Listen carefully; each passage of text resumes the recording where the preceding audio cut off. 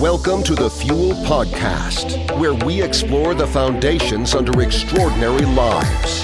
The Fuel Podcast is sponsored by the Christopher Schwartz team at First Choice Mortgage Advisors. NMLS ID 106583. If you're looking to purchase or refinance your mortgage, make the Christopher Schwartz team at First Choice Mortgage your first choice. And now, here is your host, Chris Schwartz. Hey everyone, what's going on? It's Chris Schwartz, your host of Fuel, and we are here today with our guest, Ian O'Malley. Ian, how are you? I'm doing very well, thank you, Chris. Nice to have you. Nice to have you with us, and I'm very happy to be here. Yeah, absolutely. This is definitely an honor and a treat. We have someone with, I think it's over 30 years of experience in radio and broadcasting, been able to do a lot of things on camera and with local charities, also involved. Currently looks like you're pretty active with your real estate business. So you have a very diverse, story to share with us today. So thank you. Yeah, no, there's definitely a lot of a lot of cogs in the wheel. I don't know if that's the proper expression, but I definitely have my fingers dipped into a number of different aspects career-wise. But yeah, I've been doing radio since I was a junior in high school. So I'm, holy smokes, I guess I'm approaching 40 years now, and 31 and counting in New York alone. And then, yes, the real estate and other aspects. And I got 2 little kids, so it's a pretty busy schedule. Nice. Yeah, the little kids will definitely keep you busy for sure. We've got 2 girls over here that are keeping us busy, and we're trying to navigate this new virtual school world and everything. So can definitely appreciate that. So what I wanted to kind of talk about here is what we do on Fuel is, the Fuel is an acronym for Foundations Under Extraordinary Lives. And I think on many accounts, people would look at your life and say, well, Ian's living a pretty extraordinary life, when I say life, on many levels. Just given that you have, been through, kind of that celebrity, arena where you're bumping elbows with, whoever it may be, Van Halen or, any of these celebrities. I was looking at the bio that Gene sent over. I was like, oh, wow, that's pretty awesome. So just from that account to get into that arena is pretty awesome. And then also on the on-camera stuff, right? I know you were co-host of Big Brother when it first came out. That's definitely a big hit, still running. I don't even know how many seasons. My wife could tell us. I was on there for a blip, really. Yeah. How long it's been on now. And I was on VH1 for quite some time as a VJ, and I've done some acting things here and there. So, voiceovers, radio, real estate, just a lot of different things that just, that interest me. I haven't really chased one or the other, to be honest with you. Radio has always been there. TV's always been there on and off. Real estate has come back into play over the past few years. Voiceovers has always been there. So it's just, whatever at the time is front and center, So how do you end up, kind of where you are now? Is there any experience? Is there any trajectory that put you on the path to getting involved in broadcasting or any of the things that you're doing now that you could share with us? Well, I think that for me anyway, for my radio career, the wheels started turning there very early, well before I got into radio.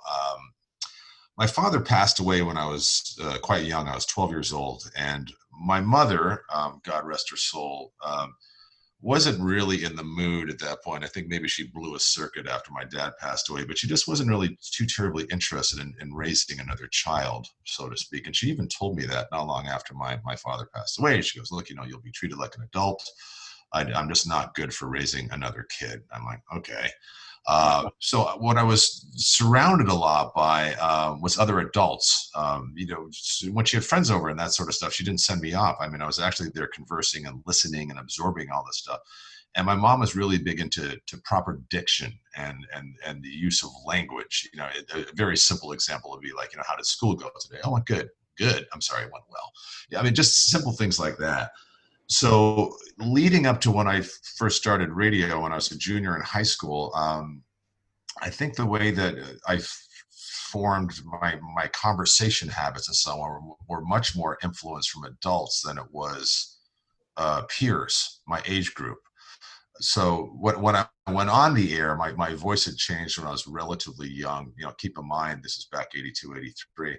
There wasn't internet. So nobody had any idea exactly who was on the air. You didn't know they were a voice, and people would always kind of imagine what you look like. I mean, all the male DJs, everybody thinks probably looks like Brad Pitt for the female population and Pamela Anderson for the male population. And you always meet the person in person and you're like, wait a second, you look totally different than you sound on the radio. But it did work to my advantage when I did get into radio. The way that I conversed and so on, I didn't sound like a kid, and I think that's what helped me advance. With a lot of luck, a lot of timing, and little talent, I advanced quite quickly in the broadcasting industry. What I really wanted to do was get into the medical profession, veterinarian, something along those lines is what I was thinking about. And my attitude was, well, I can just do this radio thing because I really found it fun for a year, 2 years, maybe 3 years. And I could still go to school. I could still go to university. But I kept moving up, quite quickly. And by the time I was 21, I was working television in Boston and then radio. And I made it to New York, which is pretty much the pinnacle. Again, let me stress this, by a lot of luck, timing, a little talent. By the time I was 25. And I think that's when I realized, when hitting Boston to an extent, but when I hit New York at 25, I realized that university and med school was not my future. I was frankly having too much fun. Yeah. It was, for a kid that was music mad, that spent every dime of my allowance at the record store when new releases came out on Tuesday. And, when we had actually the albums to look at and all that sort of stuff, you'd stare at the album and read all the liner notes. And I had a big album collection, to eventually calling a lot of these individuals friends that I'm friends with now. It's just, you hear that term surreal a lot, but I mean, it's truly surreal. If you told me that, when I was in high school, that I'd be hanging out with Van Halen or Friends of Def Leppard or any of these other bands, my head probably would have exploded, Right. Yeah. But it worked out well. There was just a lot of different elements, I think, that went into the broadcasting angle.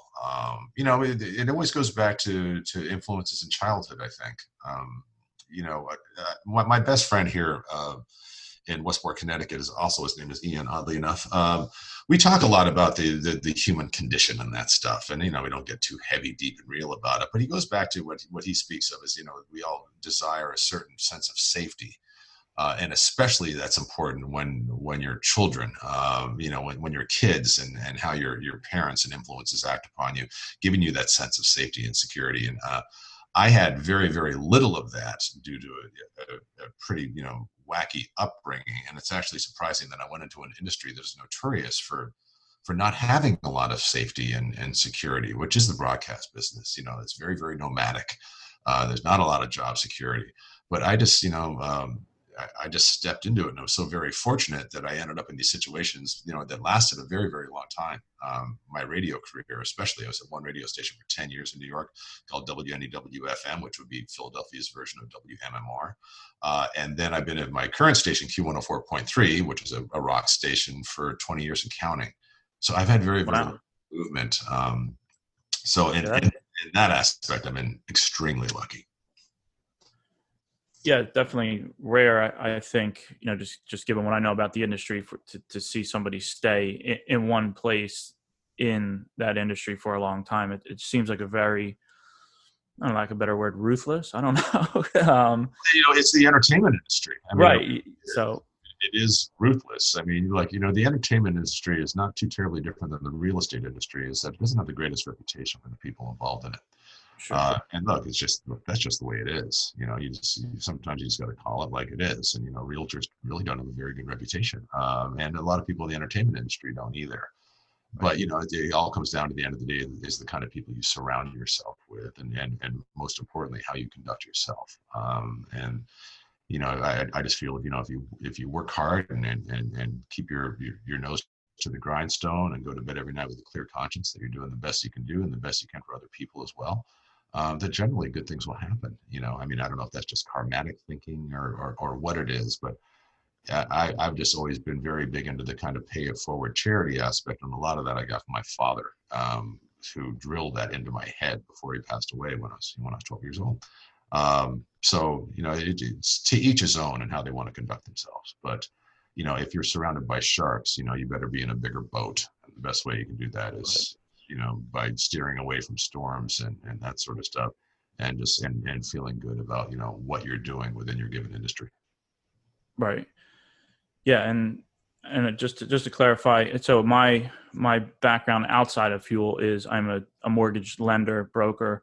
So that's my primary business is in the mortgage industry. So a lot of realtors listening, and just to throw it out there, Ian can say that about realtors because he is one. So he's not bashing our realtor friends out there, but that's the reality, is that you are who you surround yourself with, and you can be a part of any community and live up to the stereotypes and that reputation, or you can surround yourself with other people within that community and really rise to a level above the competition and above the stigmas of the industry. Well, I think that the greatest compliment that I'm paid with my clients is I've never worked with a realtor like you before.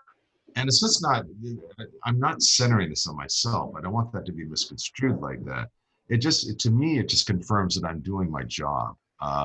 Because I think any realtor listening to this, I don't think they would take offense whatsoever, because I think they realize they probably go through the same thing if they're on the up and up. If they're not on the up and up, well, that's a personal problem, not my problem. Right. But there are people out there. I find that when I speak to people, when I first sit down for what they call a listing presentation, I never call it that. I call it a marketing presentation, because a listing presentation means you're just going to take the listing and they're just another number. And I just don't think that's the right way to go about it. As I realized the first probably, I'd have to say 5, 10, 15 minutes, I'm trying to, I don't want to use the terminology of convince, but have people understand that I don't operate, like your typical realtor, because, this is what people think. Like, I'm just sitting down with a realtor and here they come with their spiel and they're not to be trusted and that sort of stuff. And there's unfortunately a lot of realtors out there that perpetuate that reputation. They continue to do so. And it really makes it difficult for the rest of us that are certainly trying to make a living at this. Of course, that's why we're doing it, but can do so in a professional and ethical manner where we actually do care about the client. And instead of the client being 123 Spring Street, they're the O'Neills, they're the Schwartzes. I never refer to my clients by their house number, ever. I work with a partner always. I have 2 partners that I work with primarily. And when we're speaking of somebody, it's always like, okay, yeah, did you check out the Smiths, their inspection? And yeah, okay, blah, blah, blah. It's never, 456 Winter Street. I just don't do that. Everybody has their own way of doing things. And there's some highly successful agents out there that have a horrible reputation. Right. Yeah. Trust me. I'm being on the other side of the coin in the lending business. We see a lot of it. But generally, what's happening with them is I think that they just have to constantly find new customers. I mean, and new clients. One of the things that I do with speaking with somebody new and certainly trying to gain their confidence and get their business and so on, I tell them of all the listings that I've sold, and I've sold everything from $700,000, $700,000 to multi-million-dollar properties. I say, just go to my webpage, pick out any and all of these addresses, and I will give you the name and the cell number attached to it. And I won't tell them that you're calling beforehand. And I just want you to call them. Just call up, call up the Smiths. Hi, my name's Ian. I'm considering hiring Ian. And I'd just like to, could you tell me about your experience? Right. I think if you can offer that, and if you're doing that consistent kind of work where you're really trying to help people instead of chasing a commission, the commissions will come if you do the right thing in the first place. And that's generally what I find gets me the most business. If you have the confidence to do that, that's why these people that do a lot of business and have this horrible reputation, if you said to them, I would like the name and the number of these following properties, and I'd like to call them and get a recommendation. You don't mind that, do you? They would mind, because Right. because Sure. they know what's coming. Yeah, sure. So that's usually what I tell people, even when I'm consulting across the country, I say to them, tell them that you would like to personally speak with your previous 3 clients, not here's some people to call. No. I want to pick the properties to call, please. Right. Yeah. It's like the references, you're going to fill out your thing and give 3 references. Who's ever going to put, somebody that you're going to call as Ian was awful, Oh, Well, yeah, that's, sure. They're always going to have somebody on standby that's going to, make them look like Mother Teresa, yeah, but exactly. I want to speak to the last 3 people. And then, look, if it all comes back glowing, then it probably was a great experience for everybody. Also, what I recommend is that people to discuss, what the agent themselves is going to spend, not necessarily a monetary figure, but what are you going to do yourself? What risk are you going to take to represent my house? I dig pretty deep into my own pocket in advertising the homes that I take under my wing. I'm also very, very picky. I probably turn down about 20 to 30% homes that are presented to me because I got a little kind of goofy saying I made up for myself, and it's love the home like the owner. I don't want to represent homes, and it's not with a monetary figure. I mean, one of the nicest homes I've recently represented sold for $825,000, and that's still real money. Don't get me wrong, but I've also done $4 or $5 million homes, and to me, it's just it's the house, but it's also your efforts in marketing and what you're going to do yourself. You hear a lot of these listing presentations from other folks, that our company was created by these tech giants. Our search engines are created by a NASA engineer, and it's a real dog and pony show with this listing presentation and some sort of, show me this and a marching band coming out. At the end of the day, it's just such a load of shit. I mean, that's the only way I can put it.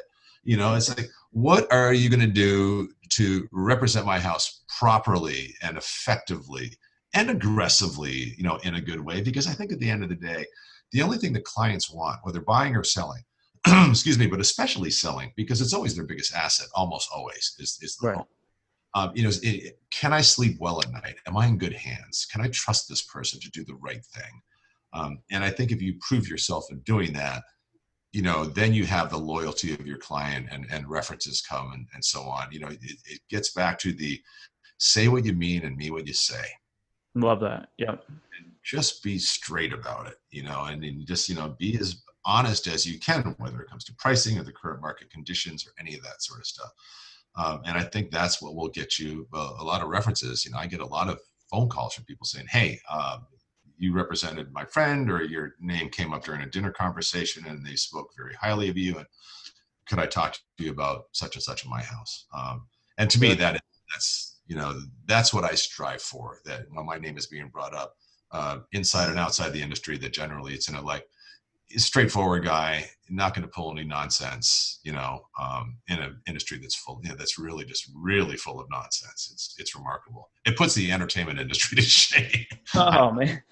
So how to, in kind of making that parallel to kind of 2 different worlds, right? So how do you end up in the entertainment industry, or do you have a kind of a passion or love for one over the other? How do you marry the 2? Because you've been so involved in the entertainment industry. Yeah, well, the entertainment industry is kind of something for me that's like autopilot. It's like something that you've done for so long. There's a definitive comfort zone. A lot of people say to me like, wow, how do you, you've got like 1 million listeners out there, 800,000 people, on a weekend in New York City, and the biggest rock station on the planet. Do you ever get nervous? I'm like, never get nervous. To me, it's just second nature. It's like asking a pilot, flying a plane, autopilot, no pun intended, Right. an electrician, well, I just look at a gigantic circuit board and it's home to me. I know what to do. So to me, the broadcasting aspect has just really become and remains a passion, because it's just something I really enjoy. I'm fortunate enough to work at a radio station, and I have forever, that plays music that I like. I think it might be an entirely different beast if it was playing music that I'm not fond of. But I know the music. I really like the music.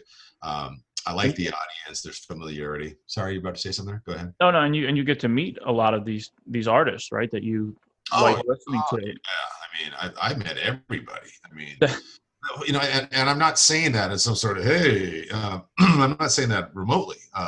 Look, there's certain perks, you know, when either if you're a VH1 VJ, or you work at what is essentially the biggest rock station on planet Earth. There's certain perks that come to that. You know, musicians and stuff are no dummies. You know, they realize the play of a song on my radio station equates to about 50,000 anywhere else, surely because of the size of the audience. You know, and it's New York City. It's, you know, like major markets, you know, Los Angeles, you know, Philadelphia, Boston, Chicago, you know, London. You know, these are places with a tremendous listening audience. So, you know, you're bound to get a lot of these people wandering the hallways and opportunities to interview them and that sort of thing. And I've had those really great opportunities to sit down and spend time and become friends with many of them. I think the difference is that I've never been totally engrossed with somebody's celebrity when I'm interviewing them. I appreciate what they've done, you know, to become this celebrity. I mean, a good, for instance, would be Roger Waters. You know, I remember speaking with Roger, and it's weird to call him by his first name. I was speaking with Roger Waters. And anyway, I remember thinking to myself, I said, you know, holy smokes, this is the guy that wrote Dark Side of the Moon, you know, with David Gilmour, The Wall. You know, what's going on in this guy's skull? You know, write all this music and interject these amazing sound effects that fit perfectly. So I'm always, you know, impressed in the sense of somebody's, you know, essentially genius, that brought them to where they are. But just because of who they are, I'm not going to laugh any harder at their jokes or any of that sort of stuff. So it's been a very, very interesting ride, because as I mentioned earlier, I was influenced by so many different types of music. I come from a family of 8 kids. So there's always music in the house, and there's always different stuff. You know, the sisters could be listening to Bonnie Raitt or Peter Frampton. An older brother could be listening to Blood, Sweat, and Tears. One listening to Hendrix, one listening to Zeppelin. My mother listened to a lot of traditional stuff like Patsy Cline and that sort of thing. My father could be listening to a lot of big band that I like, Duke Ellington and Glenn Miller Orchestra. So there's just a lot of music going on. So, you know, as time went on, and at a very young age, when I was, you know, backstage at Van Halen at, you know, 19 years old, you know, it's very much like the movie Almost Famous, you know, holy shit. Yeah. You know, this is Van Halen, you know, this is awesome. And it's kind of continued to this day where, you know, there's not a lot that I haven't met and enjoyed spending time with. That's awesome. And, you know, I think it kind of, you know, it probably is a testament to, like you said, you know, if you go back to when your father passed away and your mother said, hey, you know, she was very, very direct with you, and you had to grow up really fast. I think you kind of take on that adult, you know, role really quickly. And I think it probably is what translates to making you so relatable in radio, and which can easily translate to real estate, is, you know, you've been in that role for so long and having to connect with and, you know, meet people and bring people together. So it's really awesome how you have, you know, kind of taken that and just had that thread throughout your life where you can just do a pivot and say, yeah, you know, 40 years in radio and entertainment, and, you know, translate that to real estate and be so unique to stand out from the other realtors out there, because you just have this different foundation. The way that you approach it is so caring, and it's, well, you know, you make a really excellent point here in the sense that, you know, look, you play the hand that you're dealt, you know, with either your current circumstances. We're obviously living in very highly abnormal times, but even if you go back to your childhood sort of stuff, and I mean, you know, you look at the folks, you know, daddy didn't love me enough, or mommy didn't love me enough. Like, look, we've all had, you know, trials and tribulations for our childhood. Not everybody grew up with, you know, 8 is enough, or the Waltons, or Ozzie and Harriet, and I'm definitely the poster boy for that. I think I'm touching on your point here with my mother telling me that we moved around a lot. We were independently wealthy. My mother inherited this money from my father, who inherited his money. So we didn't live any sort of, you know, highfalutin lifestyle, but what it did is it allowed my mother's curiosity of things to her detriment to bounce all over the place. So what I found myself in the position of is constantly being the new kid in school. Mm. So, what you're doing is, from what you said, you learn to relate to different people. A lot of friends of mine call me Ferris, because I kind of got along with everybody, and I had to. You get along with the stoners and the music people, and I played sports, so the jocks and that sort of thing. So you had to adapt quite quickly to your current circumstances. There's a saying in the broadcasting industry, and it's called "Know Your Audience." And so I know my audience, and who I'm hanging out with. So if I'm in New Jersey doing a public appearance and I'm talking to a guy that's a car mechanic, I've always been fascinated how somebody can look at an engine and sort that out. I wouldn't have a goddamn clue what to do. So, to me, it's you're getting information and learning about this person. You're almost interviewing them in some ways. And you obviously wouldn't speak to the car mechanic, and this has nothing to do with intelligence, as you would, the CEO of a major record label that evening that you're having dinner with. It's just a different audience. One is not better than the other, and you can really find out some fascinating things from the car mechanic or the police officer. A lot of buddies of mine are cops in the city and that sort of stuff. It goes to one of the things that definitely had a definitive change in my life is that I was kind of living by myself as a junior in high school. I grew up in an area called Prince Edward Island, Canada. And my mother, who had remarried at that point, didn't like living in what she called town. Now, Charlottetown, PEI, Prince Edward Island, is kind of like the Rhode Island of Canada. It's a very small island off the Maritimes. So I had a deal starting in my junior year of high school where my mother lived out in the country with a new husband, and I lived by myself in a really tricked out apartment. And she came in every Wednesday, and we'd go out to have lunch. And she'd say, "How's school?" And I'd say, "Great. How are your grades?" Yeah, everything's on the up and up of the grades. I never was not the kind of kid to get in any sort of trouble. And I realized I had a really good situation by not having my mother around and being by myself in this really amazing apartment.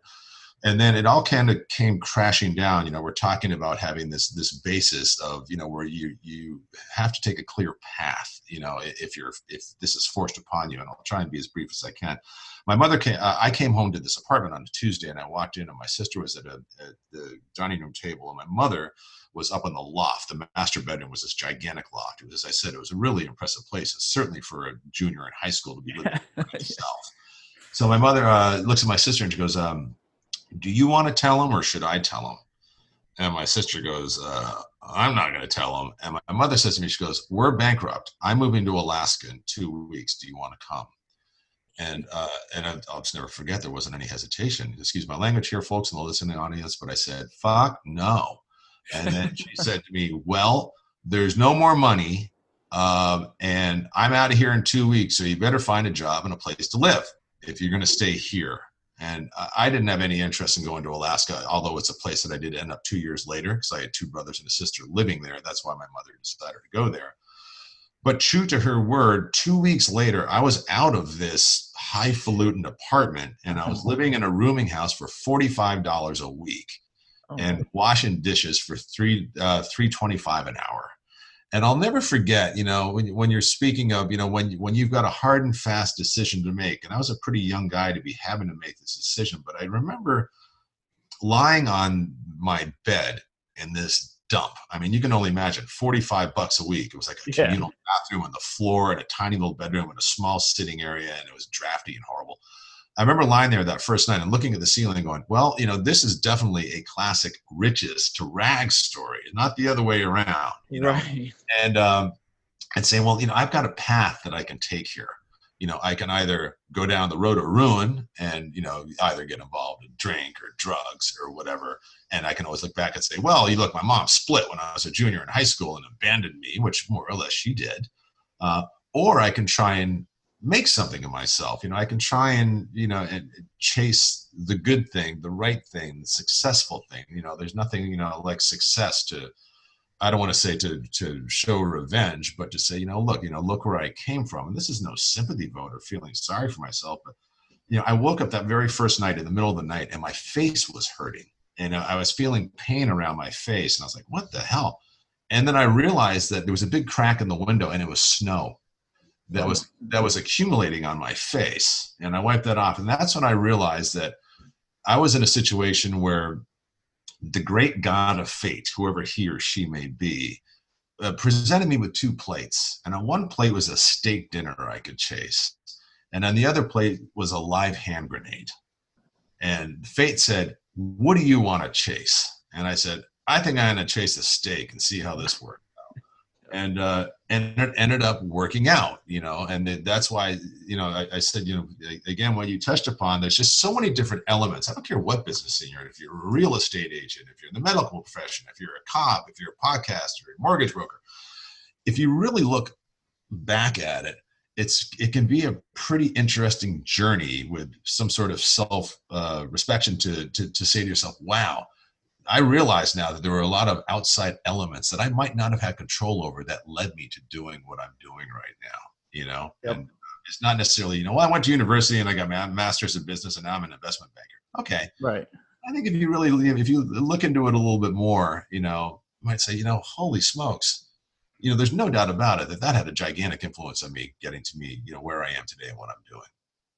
Yeah, and that's amazing. I mean, to be able to look, and that's why I love doing this, because you get to connect with people and you get to hear the stories behind the people and realize, just how amazing people are, and the way that we can overcome things, and the way that, and it's not even overcome, it's just life, right? Like that shit just happened, and that it made you make decisions that led you to where you are in life. It's not good, it's not bad, it's just, that's your story, and it's just awesome. I mean, thank you so much for unpacking that with us, and hopefully for anyone out here that's listening or watching this on YouTube, if you've got that plate in front of you and you got the steak and the grenade, I love it. You have the choice to chase that and get the steak, Well, 9 times out of 10, I find it's a relatively easy decision to make. Look, we're all going to make mistakes and have regrets through our life. That is just human nature. We're going to do dumb shit. Generally, it's, lots of times it's youth involved or alcohol involved or just whatever.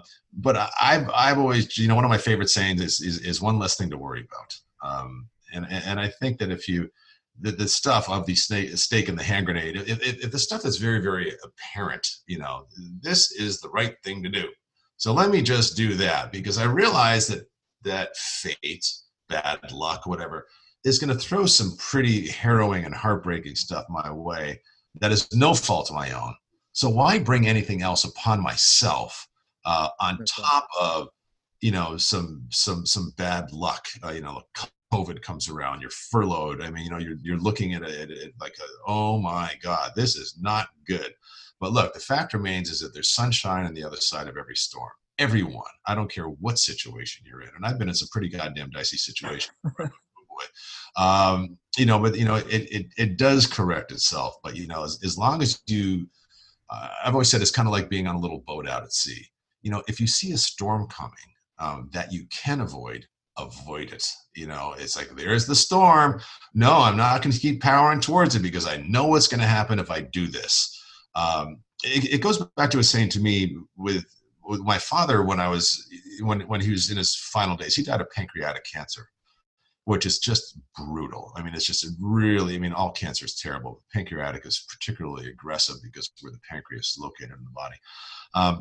But towards his end of days, before he kind of lost consciousness and was just out of it from morphine and so on, he used to sit me down on the side of the bed. And what he did is, so I would remember these things, because keep in mind, I'm only a 12-year-old kid, and the attention span of a kid is much different than the attention span of an adult. And so he just made up all these little sayings that he knew that I would remember. He goes, I want you to remember these sayings, Ian. He says, because you'll take them with you for the rest of your life. And if I would just tell you something in a generalization, I don't think you'll absorb it as well. And he was absolutely right. A couple of the sayings that I really, really liked, one of them, he said, you're going to be two kinds of people in your life. And they're going to be either energy givers or energy takers. And he goes, I want you to cultivate and love the givers, and I want you to eliminate the takers. If the takers are there taking, get rid of them. You don't need these assholes. But the givers, the people that are loyal and have your best interest at heart and that sort of stuff, you got to cultivate and love that stuff. That's very important. When it gets to the point of, even touching upon celebrity again, this kind of goes to that in a sense, but he said to me, he goes, never judge an individual on their possessions or what they do, whether they could be a celebrity or very wealthy, live in a big house, have a pretty wife, drive a great car. He goes, always judge an individual, or the consideration you will have with forming a relationship with them or an opinion, by how they not only treat you or how they treat others or speak of them. He says that's very, very important because it doesn't matter what they're wearing or what they're driving. He said, because piss in a champagne bottle is still piss. That is absolutely correct. It doesn't matter that you're driving a Ferrari. Look, a car is a car is a car. All black cats look the same in the dark. And it was stuff like that I think had a tremendous influence in me over the years, that I try to incorporate into my own daily life and the way I feel that I deal with things that make me sleep well at night. And then also, steered me clear of things that could be problematic, of being in that boat and facing the storm. A really good example would be in the entertainment industry. I mean, drug and drink abuse is rampant. Look, sex, drugs, and rock and roll, man. I mean, I remember being, backstage on tour with Motley Crue and, somebody tapping my shoulder and there's a paper plate. I mean, with a mound of cocaine on it like this and a little straw, or it was $100 bill rolled up or whatever. And they were just handing it to me, and I was smart enough that I had seen so much abuse, even within my own family, that was what I wanted to steer clear of. I had a certain amount of fear towards it. I mean, look, my last name is O'Malley. I certainly like a drink as much as anybody else. But, I was, and to do everything in moderation. Look, we'll get lit up every now and again. But again, there was a fear of things, of what the implications this could be if I tested those waters. That's why I've never really quite understood, God, how can anybody try heroin the first time? Because they're realizing, that this is invented by Satan. There's never a happy ending with this shit. Sure. Unless somebody gets sober, then it is a happy ending. So to me, there was those things in life that were incorporated from my father, and then I just developed into how I operated. That I think saved me from going down certain paths of destruction and that sort of thing, Yeah. Well, it's definitely a great story to share with everyone and to reflect, and especially to being faced with those difficult decisions. And it just takes a split second. Somebody hands you that plate of cocaine and boom, there goes Ian. The whole trajectory of your life goes a different way. And and that, to keep throwing the word out there, but that foundation, those little things that your father did, I mean, they empowered you to make those very difficult decisions. I mean, because when you're in an environment, whether it's backstage with Motley Crue, I don't know that many of us will experience that, but when when there's that, pressure to fit in or do something to please a certain group of people that you're surrounded with.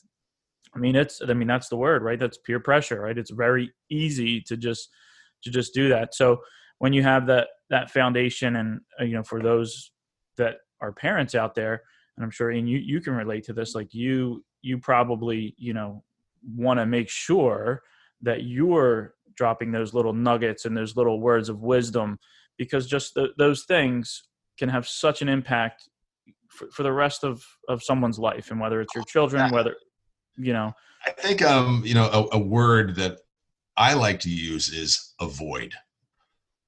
If you avoid, if presented with a situation, even in real estate or the whatnot, where you realize that this is not in the up and up, it's about to happen, avoid it. Yeah. Avoid it, if you're over at a buddy's house watching a football game and having a few drinks and say, you know what, I definitely should Uber tonight. Not a wise idea. Avoid. And especially things that are so glaringly obvious. If you can avoid those things, there's going to be other things that you can't avoid. You pull out of a four-way stop and you get T-boned. That is just bad luck and just, fate giving you a bad hand. I think, getting back on, you mentioned something interesting about, our, and I know this is going to sound really kind of hippy dippy bullshit. I don't want it to sound that way, but like our basis of being, what you said there kind of triggered something.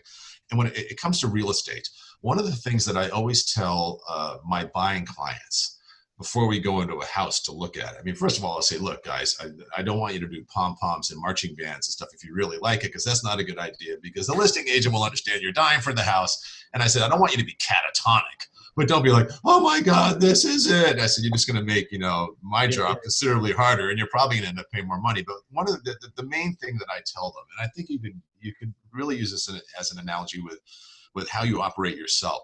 As I say, look, I know that you're going to be looking at the kitchen and you're going to be looking at the man cave and that sort of stuff. I said, the most important thing, there's an expression you hear often in the real estate industry, is the bones of the house. I said, I want you to fall in love with the roof and the mechanicals and the structure. That's what I want you to fall in love with. Then you can fall in love with the kitchen and the man cave and the wine cellar or the property or the pool or any of that sort of stuff. So, having a really strong basis of a house. So it's almost like, I don't know if I'm making any sense here. You're the house. Give yourself a very solid structure of Come on, Ian, this is teed up for you. The foundation of the house. And all these Freudian slips I'm not even noticing. But, look, if you do conduct yourself and decide to operate, doing the right thing to the best of your ability. Look, we'll always screw up here and there. That's just life. You're not going into a gunfight with a knife, by saying, all right, the structure is there, the bones is there, the roof is there, your heart and everything else is your mechanicals. The mechanicals are there. And then onward and upward, and I'll deal with the nonsense that comes my way and the difficulties that life will just present. Because that's what happens. And as you get older, you find it a lot more. I mean, you start to deal with death a lot more. You start to look at your own mortality. I'm 56 years old. So what's happening now is I'm finding a lot of people that I know and love are passing away. Some of it's old age, some of it's not. Eddie Van Halen, I was, pretty friendly with. And it's just life. But, it's scary to look at your own mortality, as you get older and look back. And I just want to have as few regrets as possible. And the regrets that I have, I want to say, I learned a great deal by having that regret. I think it's the folks that don't learn from their mistakes and their regrets and come to terms with it, that they made a mistake or they would have liked to have done something differently. Those are the people that are going to have issues for the rest of their life, because they just don't give a shit, and it's like, oh, that wasn't a wise move on my part, but I learned from that, and I'm not going to make that same mistake again. Yep.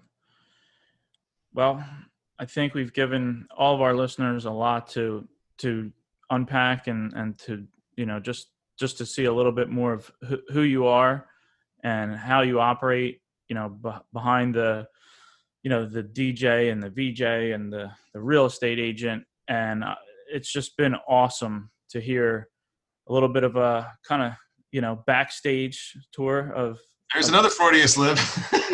O'Malley's life, right? We don't get the backstage. We get the on air.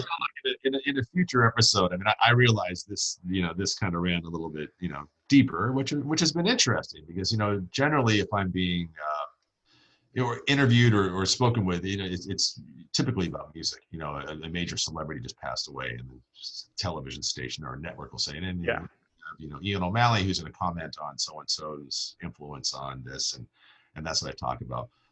So this has actually been really fun for me, speaking about something that is really kind of, I don't want to say out of my comfort zone, but out of the typical zone. So, I mean, if you ever want to do a future episode that is just purely celebrity dirt and hilarious stories incorporated, I got those. Definitely, we will absolutely take you up on that. And I really, look forward to that. And I appreciate you stepping out of your comfort zone and sharing a little bit more about who you are, and how you came to be where you are. So, Ian, thank you so much. And as we wrap up, I don't know if Gene told you about this, but we're going to hit you with 3 fun, simple little rapid fire questions. Okay. I promise that the answers will be shorter on this. So go ahead. They're real short. So if we're going to say that you're stuck on an island, you're not getting off the island. You're there. Outside of your friends, your immediate family and loved ones, we know you would take them. So we're going to say they would be there. And who is one person in your life celebrity, influencer, just anyone. Who would you take? The one person that is a celebrity influencer that I would take. Am I single or am I married? No, you still have your family. Yeah. I don't. After, are we talking after your answer here, or Well, look, if I'm stuck on a desert island, no, it doesn't have to be a celebrity. You're on a desert island, but it doesn't have to be a celebrity. I was saying it could be a celebrity. It could be somebody at a, in history. It can be a family, not an immediate family member because they'd be there. And yes, you're still married, Ian. I would think about, if that's the case, I would think about probably any of my closest friends. I got a pretty wide circle of friends, and I'm, like anybody, you kind of have your inner circle, of your half a dozen, buddies that you really like the most. I would think probably one of them. Just because, look, if you're stuck on a desert island, you're going to want to be entertained. And I think one of the things that I cherish, I guess is the word I could use the most, or respect the most about my closest friends, is their predictability and their ability to entertain. I mean, these guys that I've hung out with for many, many years, and we'll sit out on the front porch and have a bottle of wine. And the next thing we know, 4 hours has gone by. I mean, just literally. And everything, we're discussing everything from, solving the world's problems to how much we can't stand the Kardashians. And all right. So it would be one of my closest friends. It would be a very difficult decision to make. All right. Well, perfect. Fair enough. Second, a book that's had an impact that you'd like to share with our listeners. A book that, well, geez, I mean, I read a lot. Sometimes I think people would mention like maybe a self-help book, but I really can't think of anything. It could be anything. For some reason, I'm for a book that really just blew my mind, that I thought was amazing. For some reason, I'm drawing a blank. It's written by this guy named Adam Makos, M-A-K-O-S. It isn't on The Final Call, or gosh, what it's about. And I'll just touch upon this briefly, I promise. But it's about this young bomber crew in World War II. I'm really into World War II history. I read a lot of stuff on World War II history. And this bomber crew, this very young pilot and full crew, goes into German territory. Their plane gets shot up. Certain members, I'm not reading the end of the story here. The people are gravely injured on the bomber as they're making their way back to their base in England, and the plane is falling apart. And a Messerschmitt comes out of nowhere, which is a German fighter plane back then. And it would be so easy for this Messerschmitt, and I think it was somewhere over just about to enter the English coast, to shoot this plane down. But the pilot didn't. And the pilot was pointing to tell them to go to Sweden, is what they were trying to do. But again, I'm not ruining the story here, but the book is about the captain trying to find this Messerschmitt pilot that saved the crew's life. Okay. And it's Adam Makos, and I don't know why. It's one of my favorite books, and we'll have Gene dig it up and put it in the show notes. We'll find it. It's just even for people that aren't into World War II history, the book is just blow your mind, and especially the ending. And I'll leave it at that. Nice. All right, last one, simple, fun, easy question. What's the one food guilty pleasure, one thing you have to have on the island that you're taking with you? And are you saying food? Yeah, food. One food guilty pleasure. I mean, probably truffle oil. Oh man, get that stuff on ice cream. Nice. Probably truffle oil. Taking the truffle oil. All right. Fair enough. Good. Hey, can you hear me? Yep. I believe that book was called A Higher Call. That's it. Thank you. Higher Call, as I call it. Final Call. I don't know why I spaced it out, but A Higher Call. I mean, I just can't recommend this book enough. It's just one of those things you can just lose yourself in. And, that's really all we want to do at the end of the day when we're watching a show or reading, especially in these crazy times we're living in. Trust me, you'll love it. Awesome. All right, Ian. Well, on that note, we're going to ask anybody that's listening, if you got something out of this today, if you enjoyed the episode, please share it. Give us a 5-star rating on iTunes, and we're out.